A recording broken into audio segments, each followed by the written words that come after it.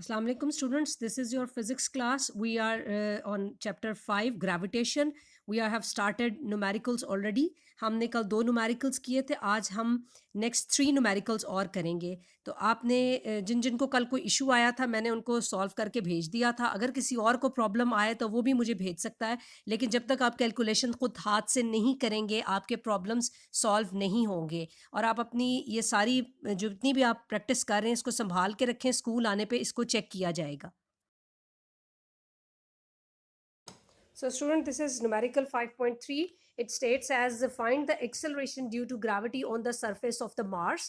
The mass of Mars is 6.42 into 10 raised to power 23 kg and its radius is 3370 kilometers. हम उसी तरह start करेंगे given data के साथ. मास ऑफ अर्थ हमने कैपिटल एम से शो किया हुआ है. इसके नीचे आप सबस्क्रिप्ट में स्मॉल एम भी लिख सकते हैं. आगे अगर आप न्यूमेरिकल के फॉर्मूला में देखें तो हमने लिखा हुआ है, लेकिन ये ऑप्शनल है. अच्छा, रेडियस ऑफ मार्स जो है वो आपके पास किलोमीटर्स में. आपको पता है कि जब हमें कोई क्वांटिटी किलोमीटर्स में आती है तो हमें उसे मीटर्स में कन्वर्ट करना होता है. तो kilometre is a big quantity. When it goes into a small quantity तो हमें इसे मल्टीप्लाई करना है, डिवाइड नहीं करना. तो उसके बाद हमने इससे एक वैल्यू निकाली जो कि 3.37 इंटू 10 रेज टू पावर 8 है, मीटर है. ग्रेविटेशनल कांस्टेंट आपको पता है, हम उसको उसी तरह लिखेंगे 6.67 into 10 raise to power -11 newton metre square पर केजी स्क्वायर. नेक्स्ट है आपके पास रिक्वायर्ड में acceleration due to gravity on the surface of the Mars. तो इसको हम आगे सॉल्व कैसे करेंगे ये आपको पता है कि हमारे पास एक फॉर्मूला.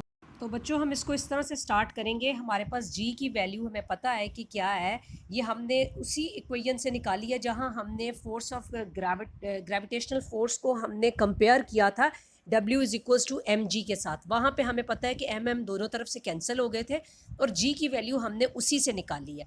तो स्मॉल जी या gravitational acceleration is equals to g m. ये इसके जो सबस्क्रिप्ट में एम लिखा हुआ है उसका मतलब है मास ऑफ मार्स. आप इसके बगैर भी इसको कर सकते हैं और इसके साथ भी कर सकते हैं, ये ऑप्शनल है, ठीक है. Divided by r square. यहाँ पे हमने इसकी वैल्यूज़ पुट की हैं और हमने उनको डिवाइड किया है. कल कुछ बच्चों को इशू आ रहा था कि आप साइंटिफिक नोटेशन के साथ सारी वैल्यू कैलकुलेटर में लिख देते हैं और फिर आंसर ठीक नहीं आता. मैंने आपको पहले भी बताया था कि इसमें आपको हर स्टेप को different step by step solve करना होगा. आप इकट्ठे सारा इसको मत सॉल्व करें, कैलकुलेशंस में इशू आ जाता है. तो आप क्या करेंगे, पहले जो मल्टीप्लाई करने वाली चीज़ें उन्हें मल्टीप्लाई करें, फिर डिवाइड वाले को डिवाइड करें और उसके बाद आप साइंटिफिक नोटेशंस को ऐड या सब्ट्रैक्ट करें.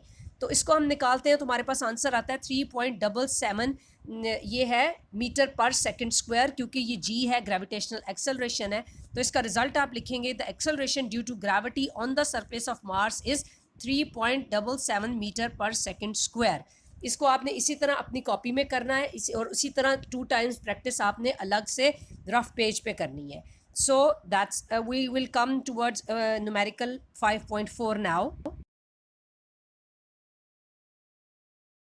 So numerical 5.4 states the acceleration due to gravity on the surface of moon is 1.62 meter per second square. The radius of moon is 1740 kilometre. Find the mass of the moon. ये भी उसी तरह आपने start करना है. Given data में हमारे पास acceleration due to gravity है जिसको मैंने जी और उसके सबस्क्रिप्ट में एम लिखा है कि ग्रेविटी एट मून. फिर रेडियस ऑफ द मून उसको भी हमने आर उसके सबस्क्रिप्ट में एम लिखा है. इसको भी इसी तरह बिल्कुल लास्ट न्यूमेरिकल की तरह हम किलोमीटर से मीटर में कन्वर्ट करने के लिए इसमें 1000 से मल्टीप्लाई करेंगे. ये मेरे पास स्लाइड में आगे पीछे हो गया, लेकिन अगर आप इसको देखें तो हमने 1740 को मल्टीप्लाई किया है 1000 के साथ, तो इसको मीटर में कन्वर्ट किया गया. उसके बाद आप ग्रेविटेशनल कांस्टेंट लिखेंगे. आपको पता है वो क्या है, 6.673 into 10 raised to power -11 newton metre square पर केजी स्क्वायर. रिक्वायर्ड हमारे पास मास ऑफ मून है. बिल्कुल आपकी बुक में मैंने आपको दोबारा से इसमें बताया इक्वेशन 5.7. अगर आप अपने बुक में देखें तो वो यही वाली इक्वेशन है जिससे हमने लास्ट टाइम भी ग्रेविटी फाइंड की थी, ग्रेविटेशनल एक्सेलरेशन फाइंड किया था. तो उसी से आप ये फाइंड करेंगे मास ऑफ द मून. आपने सारी वैल्यूज़ पुट की and you get the result 7.35 into 10 raised to power 22 kg. मैं फिर से बताऊंगी, सारी कैलकुलेशंस को पहले आप सॉल्व करें, उसके बाद आप साइंटिफिक नोटेशंस को सॉल्व करें तो आपके आंसर्स ठीक आएंगे. अगर आप सब कुछ इकट्ठा कैलकुलेटर में लिख देते हैं तो कई दफ़ा आपके आंसर्स ठीक नहीं आते हैं. So be careful when you are doing all the calculations. So you have to practice this twice a time. तो इसको जब आप सॉल्व करेंगे रिजल्ट आपका आएगा कि मास ऑफ मून जो आएगा वो 7.535 इंटू 10⁻22 kg है. इसी तरह आप रिजल्ट लिख देंगे. Hence the mass of the moon is 7.35 into 10⁻22 kg. अब हम 5.5 न्यूमेरिकल स्टार्ट करेंगे. Calculate the value of g at height of 3600 kilometre above the surface of the earth. मैंने आपको बताया था जब भी हाइट का वर्ड या ऑल्टीट्यूड का वर्ड आएगा तो आपके जहन में फ़ौरन जो जी या variation of g with altitude या ड्यू टू हाइट आ जाना चाहिए. आपको पता लग जाना चाहिए कि यहाँ पे हम कौन सी इक्वेशन यूज़ करेंगे. तो हाइट उन्होंने दी हुई है, उसी तरह हम उसको किलोमीटर से पहले मीटर में कन्वर्ट करेंगे. बिग क्वांटिटी है, स्मॉल में जाएगी तो मल्टीप्लाई होगी, तो 3.6 इंटू 10⁻6 मीटर हमारे पास आ जाएगा. मैस ऑफ अर्थ आपके पास ऑलरेडी आपको मैंने बताया था जब आप मैस ऑफ अर्थ कैलकुलेट करते हैं तो आपको ये वैल्यू याद रखनी होगी कि 6 into 10⁻24 kg mass of earth है. बिल्कुल उस तरह जैसे ग्रेविटेशनल कांस्टेंट की आपने वैल्यू याद रखनी है. रिक्वायर्ड हमारे पास क्या है? ग्रेविटेशनल एक्सेलरेशन यानी कि वैल्यू ऑफ जी. अब ये ड्यू टू हाइट है इसलिए इसके सबस्क्रिप्ट में हमने h लिखा है. वही फार्मूला यूज़ करेंगे जो हमारे पास वेरिएशन ऑफ जी था विद हाइट. आप उसके अंदर सारी वैल्यूज़ पुट करें. r प्लस एच में आपको पता है कि रेडियस और हाइट दोनों को ऐड अप करना होगा. इसको सॉल्व करेंगे. इसको सॉल्व करने का बिल्कुल वही तरीका है. आप सिंपली इक्वेशंस को पहले मल्टीप्लिकेशन उनकी डिवीजन करें, उसके बाद साइंटिफिक नोटेशंस को करें तो आपका आंसर का जो सोल्यूशन है वो तब ठीक आएगा.